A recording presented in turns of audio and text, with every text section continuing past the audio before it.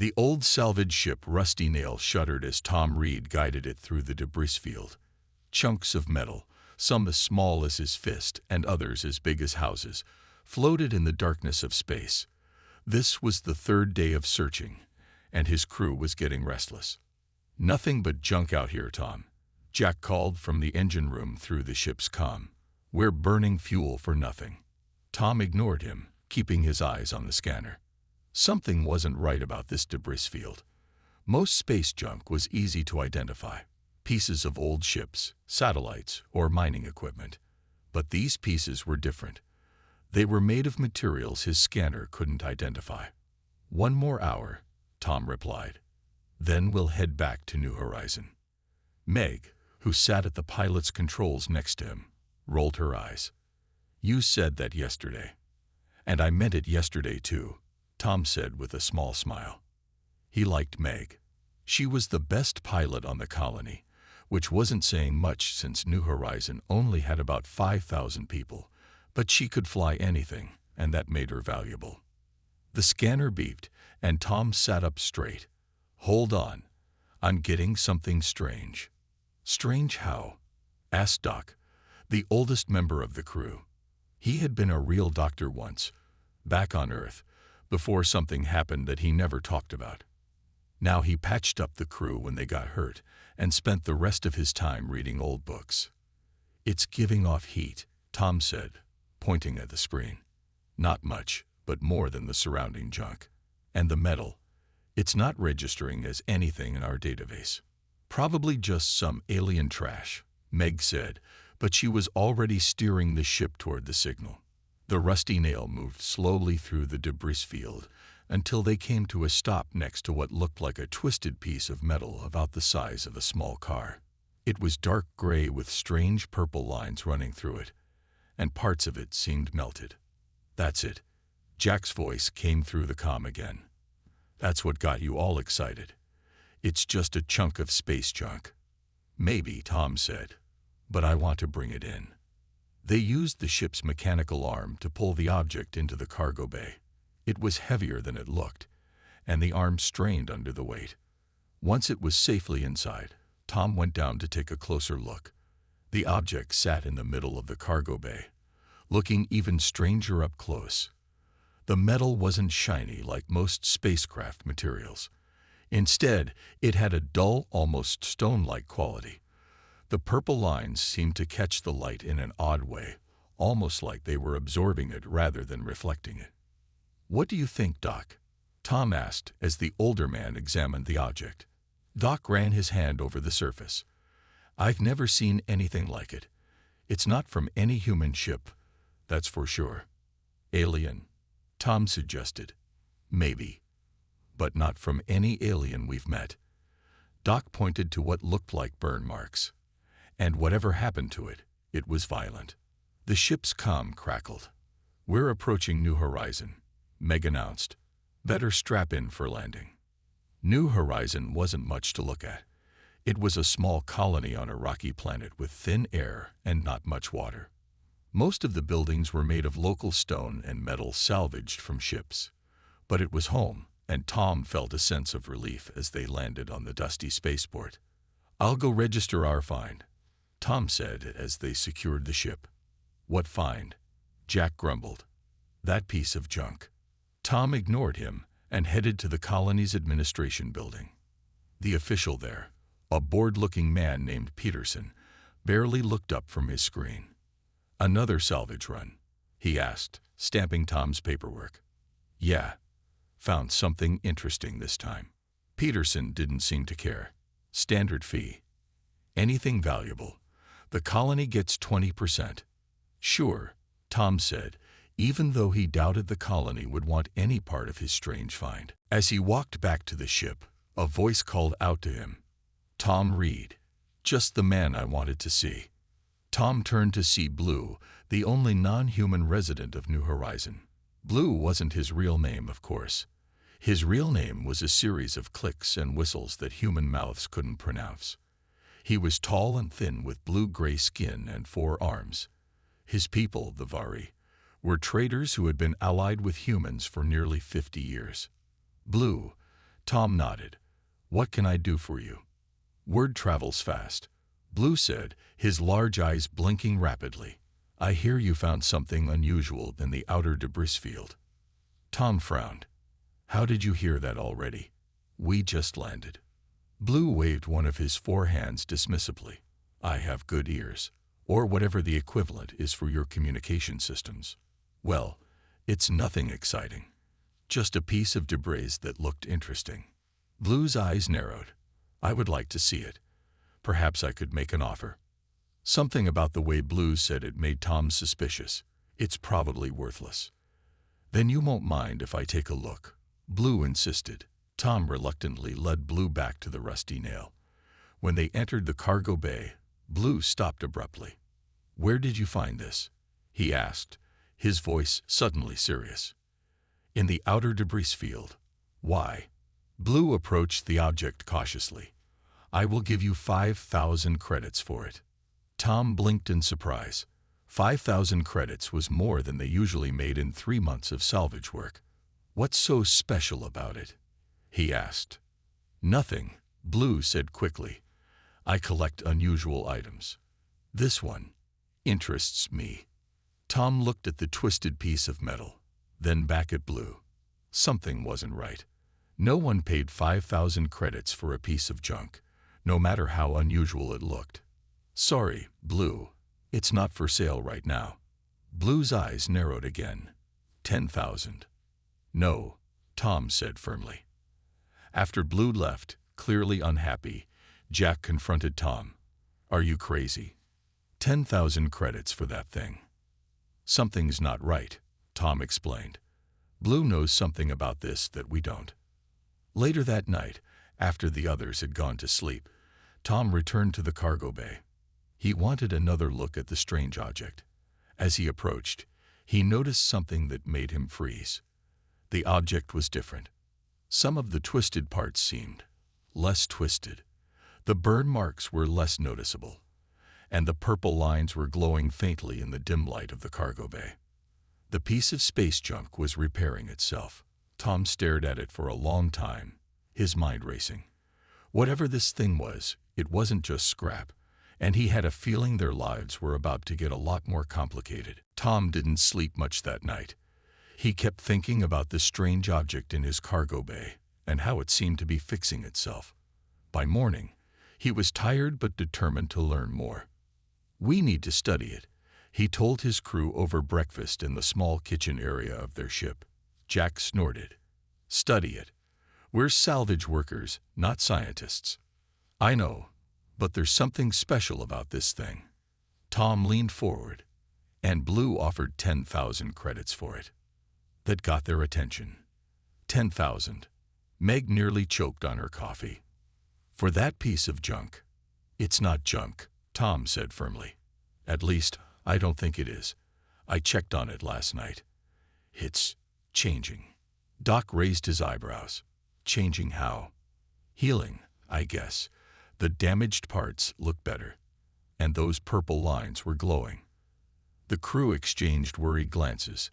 "Maybe we should get rid of it," Meg suggested. "If it's alien tech that can repair itself, it might be dangerous. Or valuable," Jack pointed out.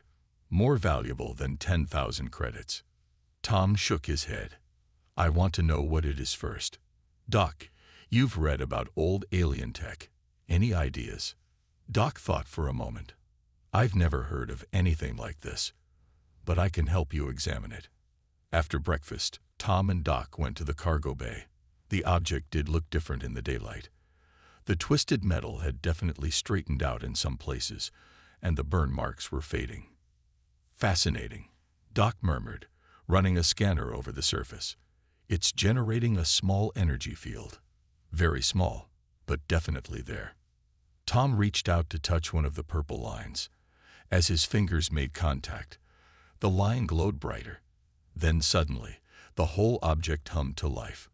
Tom jumped back as a section of the metal slid open, revealing a depression that looked almost like a handprint, but with 6 fingers instead of 5. "What did you do?" Doc asked, eyes wide. "Nothing. I just touched it." They stared at the open panel. After a moment of hesitation, Tom reached toward the handprint. "Tom, wait," Doc started to say, but Tom had already placed his hand in the depression. A beam of light shot out from the object, scanning Tom from head to toe. Then a holographic display appeared above the object, showing strange symbols that flowed and changed. "It's some kind of interface," Tom said in awe. But as quickly as it had activated, the interface disappeared, and the panel slid closed. The object went silent again. "I think it scanned you," Doc said. "But why?" Before Tom could answer, an alarm blared across the colony. It was the warning system. New Horizon was under attack. They rushed outside to see people running for shelter. In the sky above, 3 dark ships were descending toward the colony. "Crawl," Meg said as she joined them, her face grim. "Raiders." Everyone knew about the Crawl Empire. They were a warrior species that saw humans as weak and had been pushing into human space for years, raiding colonies and taking whatever they wanted. "Get to the shelter," Tom ordered his crew. "I need to grab something from the ship." "What? Are you crazy?" Jack shouted over the noise of the alarm. "Just go. I'll meet you there." Tom ran back into the Rusty Nail while his crew headed for the colony's underground shelter. He wasn't sure why, but he couldn't leave the strange object behind. If the Crawl found it, he reached the cargo bay just as the first explosions hit the colony. The building shook, and dust fell from the ceiling. Tom grabbed a hover cart and started pushing it toward the object. Suddenly, the ship's door burst open. A Crawl warrior stood there, nearly 7 feet tall, with gray, scaly skin and sharp teeth. It wore armor made of some black material and carried a weapon that looked like a cross between a gun and a sword. "Human." The Crawl growled in broken English. "Do not move." Tom froze. He had no weapon. The Crawl could kill him with one shot. The alien stepped forward, its yellow eyes scanning the cargo bay. When it spotted the object on the hover cart, it made a strange hissing sound. "What is that?" it demanded, pointing at the object. "Just scrap," Tom said, trying to sound calm. "Worthless junk." The Crawl wasn't fooled. It moved toward Tom, raising its weapon. "You will come with me." "Bring that." Tom backed up until he hit the wall. There was nowhere to run. The Crawl was between him and the door. He closed his eyes, waiting for the end. Then he heard a strange humming sound. When he opened his eyes, the object on the hover cart was vibrating. The purple lines were glowing brightly now, pulsing with energy. The Crawl noticed too. It turned toward the object, weapon still raised. With a series of clicks and whirs, the object began to change shape. Parts shifted and moved. Metal flowed like water. In seconds, what had been a twisted piece of scrap was now clearly a weapon of some kind, with a long barrel that pointed directly at the Crawl. Before the alien could react, the weapon fired. There was no explosion, no beam of light, just a soft whoosh sound. The Crawl dropped to the floor, not dead but completely paralyzed. Tom stared in shock. The weapon had transformed again, parts shifting until a small holographic display appeared above it. Symbols flashed, then changed to English letters. "Threat neutralized. Defensive protocols active. Awaiting instructions. Operator." Tom couldn't believe what he was seeing. The piece of scrap wasn't just alien technology. It was some kind of intelligent weapon system. And somehow, it had chosen him as its operator. "Who? What are you?" Tom asked. The display changed again. "I am Defense Unit 7 Gamma, Guardian Silas.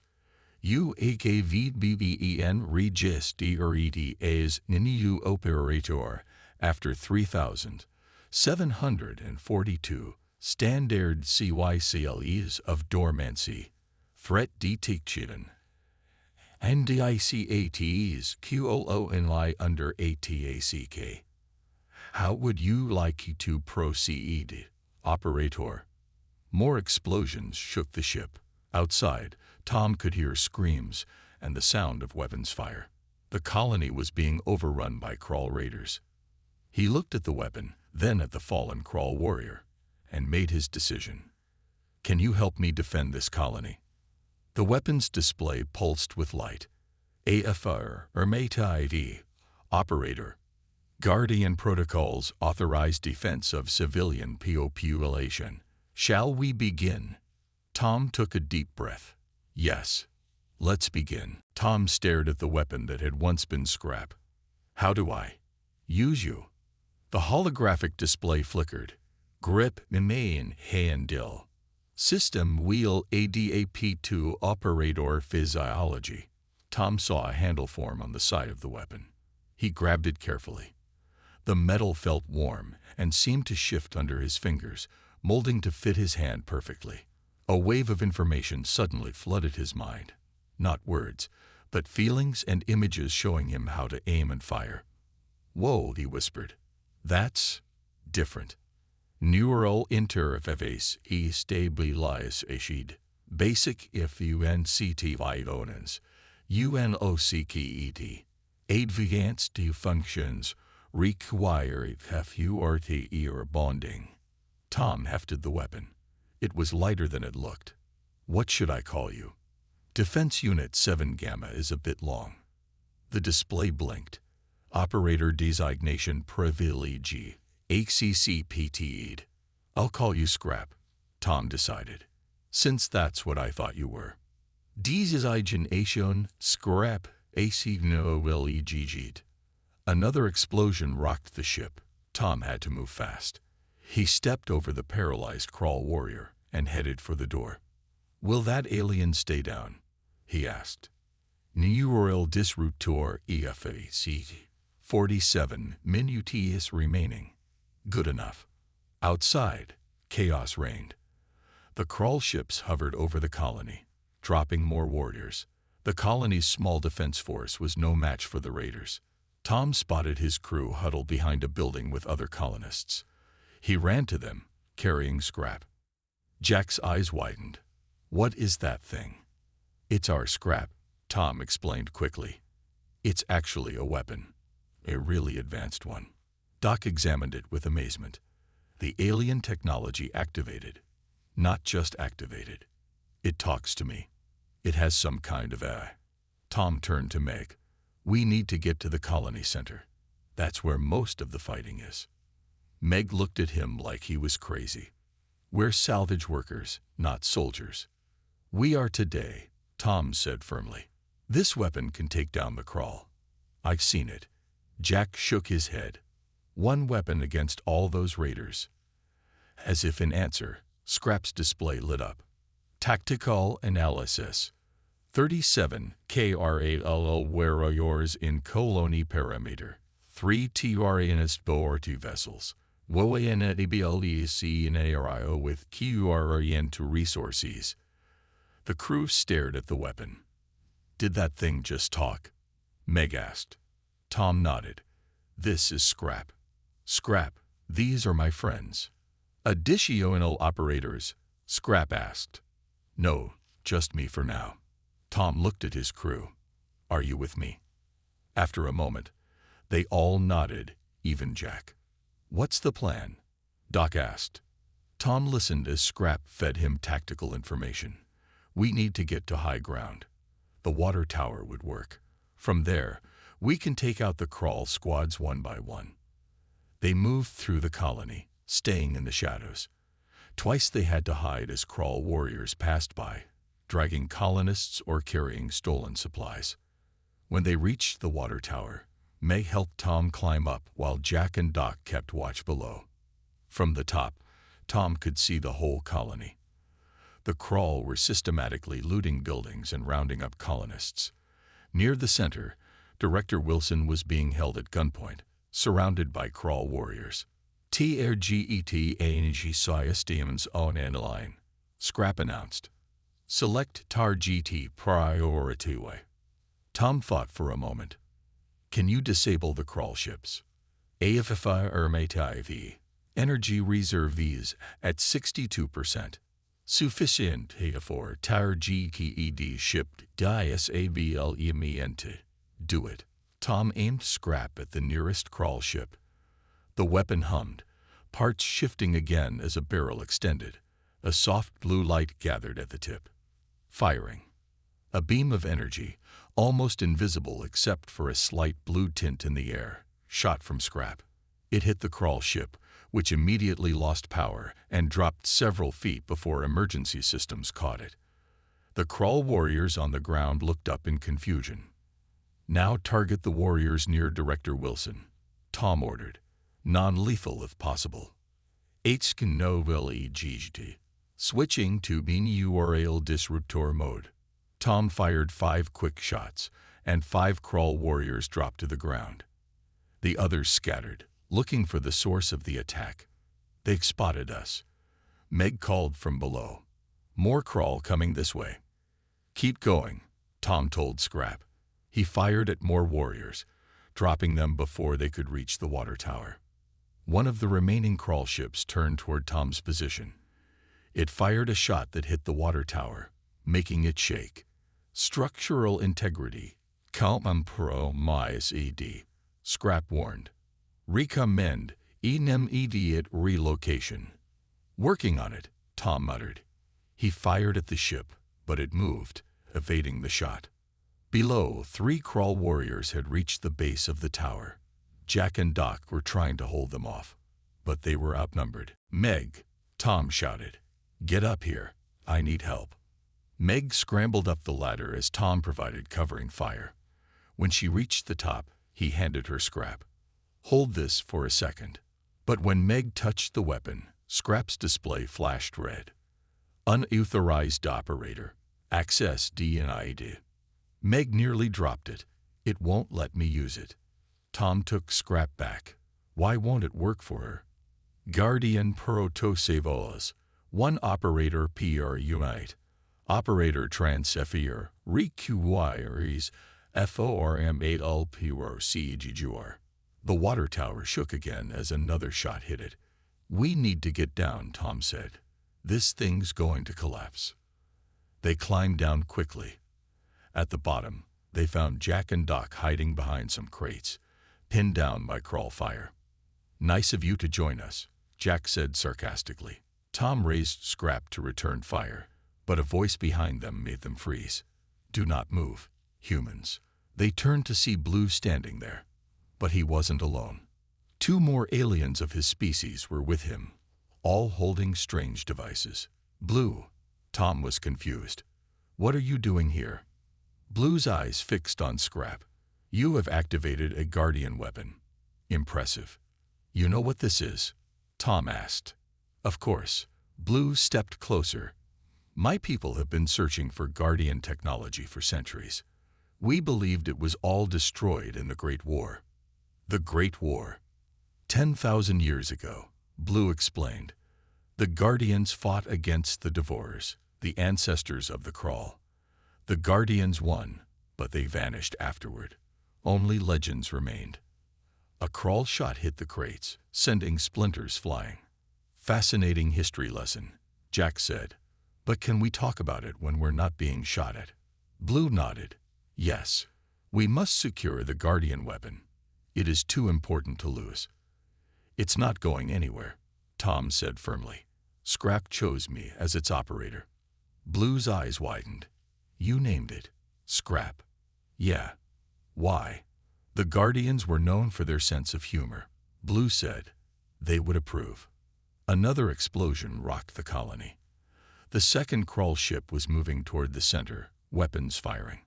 "We need to stop that ship," Tom said. "You cannot," Blue replied. "Not alone. But perhaps with our help." Blue and his companions raised their devices. They were not weapons, but some kind of communication tools. They spoke into them in their clicking language. Moments later, a new ship appeared in the sky above the colony. It was sleek and fast, with blue markings. It fired on the crawl ships, disabling the second one. "The preservers have arrived," Blue announced. "My true people. We have dedicated our lives to finding and protecting Guardian technology." Tom looked at Scrap, then at Blue. "You could have told me this before. Would you have believed me?" Blue asked.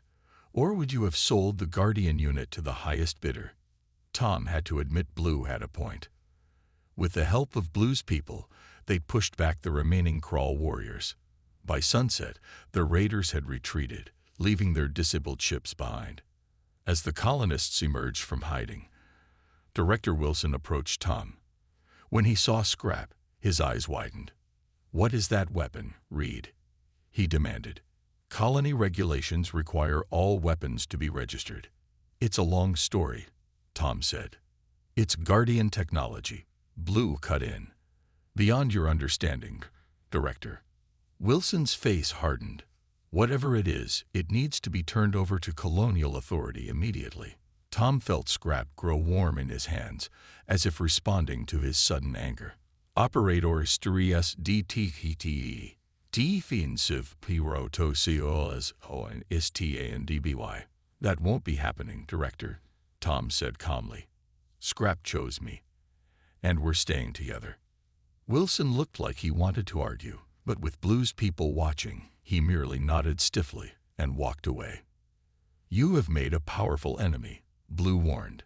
"Added to the Crawl. What's one more?" Tom looked down at Scrap. "Besides, I think we can handle it." "AFIRMATIV," Scrap replied. "Operator defense. Priority 1. Tom smiled. This strange piece of scrap had changed everything, and he had a feeling the adventure was just beginning. Tom didn't sleep that night. His mind was too full of everything that had happened. Scrap sat on the table in his small living quarters, its purple lines glowing softly in the darkness. "Can you tell me more about the Guardians?" Tom asked. Scrap's display lit up. "Historical RC8IVs partially corrupted. Limited data available. Tell me what you can." "Guardians. Peacekeeping force is stabilized to maintain balance between civilizations. Primarily protect developing species from extinction or QOMQEST. And the Crawl? Their ancestors were called the Devours. AFR Ermative. The DEVOURERS Sojichi to consume all resources and NNORLEG of other species. Guardians opposed this philosophy."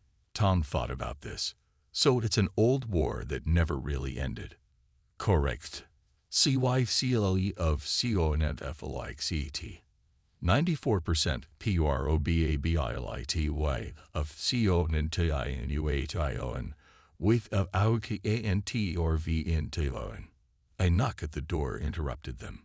Tom quickly covered Scrap with a blanket before opening it. Meg stood there, looking worried. "You need to come quickly. The Colony Council is meeting, and they're talking about you."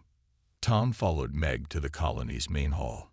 Inside, Director Wilson was addressing a crowd of colonists. "This alien technology is dangerous," Wilson was saying. "It should be studied by professionals, not left in the hands of a salvage worker." Several colonists nodded in agreement. Others looked uncertain. "The Crawl will return," Wilson continued. "When they do, they'll bring a bigger force. They want this weapon, and they'll destroy our colony to get it. Our only option is to turn it over to Earth authorities." Tom stepped forward. "That's not true. Scrap, the Guardian weapon, can protect us." Wilson scowled. "And who will protect us from it? This is technology far beyond our understanding. It's too dangerous for one person to control." "It's not about control," Tom argued. "Scrap chose me as its operator. I didn't ask for this, but I won't give it up either." The debate might have continued, but alarms suddenly blared throughout the colony. Everyone froze. "Incoming ships," announced the colony's automated defense system. "Multiple contacts. Unidentified." Tom rushed outside, followed by Meg and others from the meeting. In the sky above, at least a dozen ships were descending toward New Horizon. "The Crawl?" Meg asked fearfully. Tom shook his head. "Those aren't Crawl ships. He turned and ran back to his quarters to get Scrap. When he returned with the weapon, Blue and his preserver allies were already at the landing area. The ships touching down were a mix of designs, some human, some alien. "Trouble," Blue said as Tom approached. "Word has spread about the Guardian technology. These are mercenaries, bounty hunters, and government agents from a dozen worlds." The first ship landed, and a group of humans in official-looking uniforms stepped out. "Earth Alliance Special Forces," Blue explained. "They will claim the weapon for study." Another ship landed, and large insect-like aliens emerge. "Collectors," Blue said with disgust. "They trade in rare technology." More ships were landing by the minute. Tom felt overwhelmed. "What do we do?" he asked Scrap. "Tactical analysis. Colony compromised. Recommend evacuation to preserve operator safety and unity integrity." Blue nodded in agreement. "My ship is ready. We must leave now, before they realize what is happening." Tom hesitated. "I can't just abandon the colony." "You won't be," Blue assured him. "My people will stay to protect it. But you and the Guardian technology must be kept safe. The Crawl will send a war fleet when they learn what has happened here." Tom looked at his crew, who had gathered nearby. "What about my friends?" "They can come too," Blue said, "but we must hurry." Tom made his decision. "Get to Blue's ship," he told his crew. "Pack only what you need." As they rushed to prepare, Director Wilson intercepted Tom. "You're running away," Wilson accused. "After bringing this trouble to our doorstep." "I'm leading the trouble away from the colony," Tom replied. "If I stay, they'll tear this place apart looking for Scrap." Wilson's expression changed. For the first time, Tom saw fear in the man's eyes. "The Crawl commander sent a message," Wilson said quietly. "They're coming back with a battle fleet. They say this Guardian technology could shift the balance of power in the galaxy. They'll destroy New Horizon to get it." "All the more reason for me to leave," Tom said. "Keep the colony safe until help arrives." He pushed past Wilson and joined his crew at Blue's ship. It was smaller than the Rusty Nail, but clearly more advanced. The hull was smooth and seemed to shimmer in the sunlight. As they boarded, Jack looked back at their old ship with regret. "All our stuff." "We'll get a new ship," Tom promised. "A better one." Blue's ship lifted off just as the first of the newcomers realized what was happening. Several tried to pursue them, but Blue's ship was faster, quickly leaving the colony behind. In orbit, Blue set a course away from New Horizon. "Where are we going?" Meg asked. "The Outer Rim," Blue replied. "There are places to hide there while we decide what to do next." Tom sat by a viewport, watching his home fade in the distance. Scrap rested in his lap, its display showing a star chart. "Multiple Pursuit VK2Rs DTECTE," Scrap announced. "4 vessels FOLODOing." Blue checked his instruments. "They're right. We're being followed." "Can we outrun them?" Doc asked. "For a time. But we'll need to hide eventually." Tom studied the star chart on Scrap's display. "There," he said, pointing to a dense asteroid field. "We can lose them in there." Blue looked doubtful. "Very dangerous." "Navigational assistance available," Scrap offered. "This unit contains MAPPNG capabilities." Tom looked at Blue. "Scrap can guide us through." Blue hesitated, then nodded. "Very well." The ship changed course, heading for the asteroid field. As they approached, the huge rocks became visible through the viewport. Some were the size of mountains, others as big as entire colonies. "Into your VAC with ship systems required," Scrap told Tom. "How do we do that?" Tom asked. In response, Scrap began to change shape again. Parts shifted and extended, connecting to the ship's control panel. Blue jumped back in surprise. "What is it doing?" he demanded. "Helping us," Tom replied. though he wasn't entirely sure. The ship's lights flickered, and then steadied. New displays appeared on the control panels, showing detailed maps of the asteroid field with safe paths highlighted. Integration complete. Guardian navigation systems on the line. The ship moved smoothly into the asteroid field, following the path Scrap had mapped. The pursuing ships hesitated at the edge. "They're afraid to follow," Meg said with relief. But one ship, larger than the others, plunged into the asteroids after them. Car AL Battle CRUISER DGTCTE. Scrap warned. "Commander, rank is Janane, URESPRECent." Tom felt a chill. "They really want you badly." AFR Ermative. Guardian Technology Priority TRGT, or KRAL Empire. As their ship weaved through the asteroids, Tom began to understand the true significance of what he had found. This wasn't just a weapon. It was a key to ancient power that could change the balance of the galaxy. And somehow, he, a simple salvage worker from a backwater colony, had become its keeper. "What happens now?" he asked Blue. Blue's 4 eyes blinked in sequence. "Now, Tom Reed, your real journey begins. The Guardians chose you for a reason. We must discover why." Behind them, the Crawl ship closed the gap, weapons charging for attack. The Crawl battle cruiser fired its first shot. The energy blast missed Blue's ship by inches, hitting a nearby asteroid instead. The rock exploded into thousands of pieces that rained down around them. "We can't outrun them forever," Meg said, gripping her seat as Blue's ship swerved to avoid debris. Tom looked down at Scrap, now partially integrated with the ship's systems. "Can you give us more speed?" "Ninja Ship capabilities at maximum. Alternative strategy required." "What alternative?" Jack asked. "We're stuck in an asteroid field with a Crawl battle cruiser hunting us." Tom fought hard. There had to be a way out of this. "Scrap, you said your data archives were partially corrupted. How much do you still remember about your own capabilities?" Scrap's display flickered. APPRXIN ATEL 43% of original SP Sci-Fi KJISHONs XCESSIBL. Remaining data requires reactivation protocols. "What are those protocols?" "Unknown. Data corrupted." Tom felt frustration building. "Great, just great." Doc, who had been quiet until now, leaned forward.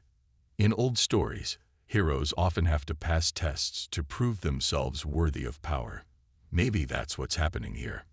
Tom looked at him skeptically. "This isn't a story, Doc." "Perhaps not," Blue said, but the Guardians were known for their wisdom. They would not want their technology to fall into the wrong hands. They would have safeguards. Another blast from the Crawl ship rocked them. Blue's piloting skills were impressive, but the Crawl commander was gaining on them. "Incoming transmission," Scrap announced suddenly. A holographic screen appeared in the center of the ship's cabin. On it was a Crawl face. Gray-scaled skin, yellow eyes, sharp teeth in a permanent snarl. This one wore elaborate armor with red markings of rank. "Human," the Crawl commander said. "I am Commander Vex of the Imperial Crawl Fleet. Surrender the Guardian technology immediately." Tom glanced at his friends, then back at the screen. "Why do you want it so badly?"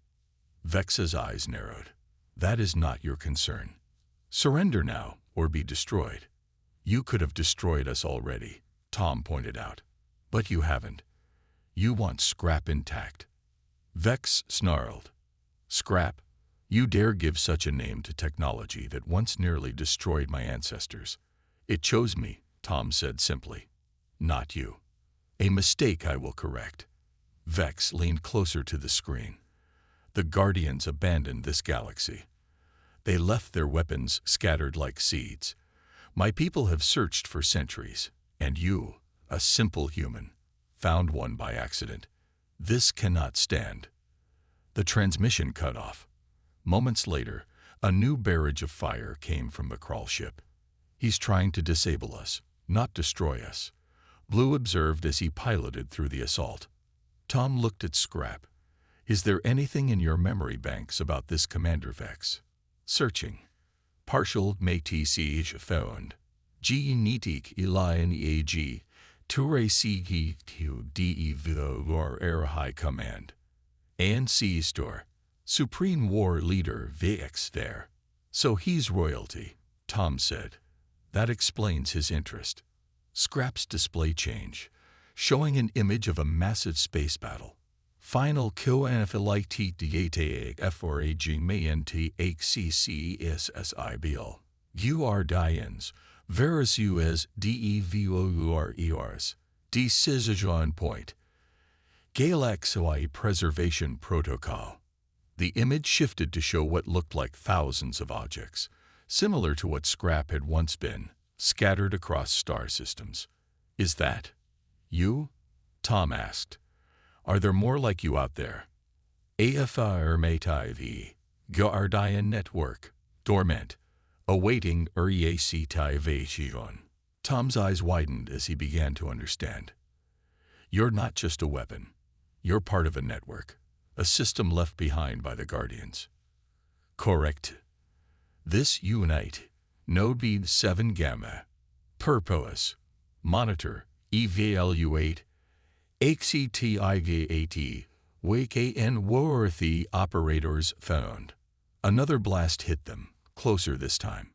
Warning lights flashed throughout the ship. "We can't take much more of this," Blue warned. Tom made his decision. "Scrap, how do I fully activate you?" "Core activation. REQI PURBOF of intent. You are Diane's protected life. What would you protect?" Operator Tom Reed. It was a test, just as Doc had suggested. Tom didn't hesitate. "My friends, the colony, people who can't protect themselves. I don't want power. I just want to stop the crawl from hurting others." Scrap's purple lines pulsed brighter than ever before.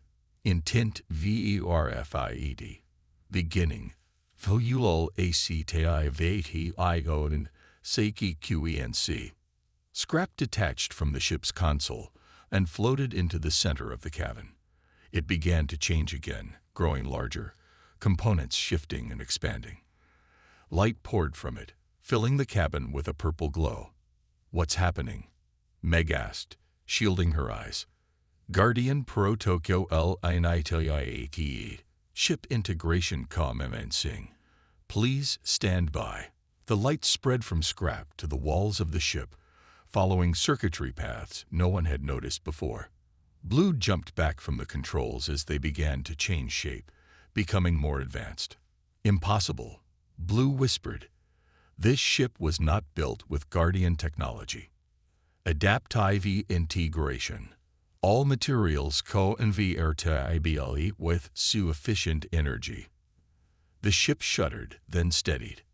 Outside, the hull was changing color, dark metal turning silvery with purple lines similar to Scrap's. New weapons emerged from hidden compartments. Shields strengthened. Tom felt the change through his connection to Scrap. The neural link expanded, giving him awareness of the entire ship. "I can feel it," he said in awe. "The whole ship. It's becoming like Scrap. Transformation 87% complete. UR Diane vessel status online." The crawl battle cruiser fired again, but this time the blast bounced harmlessly off their new shields. "Your turn," Tom told Scrap. The ship responded instantly. Weapons locked onto the crawl cruiser and fired. Not to destroy, just to disable. The crawl ship's engines went dark, leaving it drifting among the asteroids. "Enemy vessel neutralized. No casualties. DTTCTED." Tom nodded with satisfaction. "Let's get out of this asteroid field." Their transformed ship moved smoothly through the asteroids, faster than before. Once they were clear, Scrap displayed a star chart with a destination marked. Guardian Network HUB log CATED. Recommend immediate transit. What's there? Tom asked. Primary control node. Activation will ALERT. All do remainant Guardian technology in DSCCTR. Tom looked at his friends and blew. What do you think? I've spent my life searching for Guardian technology, Blue said. To see the hub, it would be an honor. Jack shrugged. We can't go back to New Horizon now.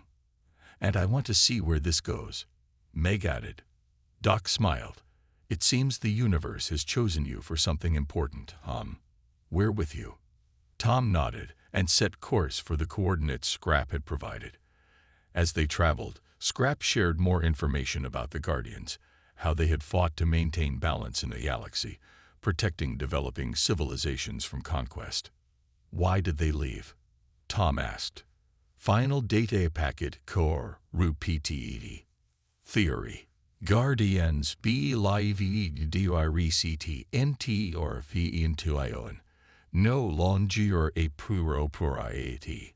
Created network to identify worthy as UCCESSORs. And you think humans are worthy. Not ALO humans. You, Operator Tom Reed. Your actions demonstrated Guardian qualities. Protection without destruction. Defense without QoQest. 3 days later, they'd reached the coordinates, a small, unremarkable moon orbiting a gas giant in an empty star system. As they approached, the surface of the moon seemed to shift, revealing a hidden structure beneath. Guardian HUB, reorganized. Welcome home. They landed inside a vast hangar that lit up as they entered. Outside the ship, they could see rows of dormant ships, weapons, and technology, all bearing the same purple lines as Scrap. There's enough here to change everything, Jack whispered. At the center of the hangar stood a platform with a handprint mark, similar to the one Tom had used to first activate Scrap, but larger. Final activation requires operator CO and FIRMATYON. Once INITIATED, Guardian Network will awaken. Are you prepared for this responsibility? Operator Tom Reed. Tom looked at the vast arsenal around him, then at his friends who had followed him across the stars. He thought of New Horizon, of Earth, of all the planets vulnerable to the Crawl and others like them. He stepped toward the platform. I'm ready. As his hand touched the mark, energy surged through the facility. Lights activated in sequence, spreading outward. Guardian Network ITIAL. Hang. Across the galaxy, on forgotten moons and drifting asteroids, in ancient ruins and scrap piles, pieces of junk with purple lines began to glow.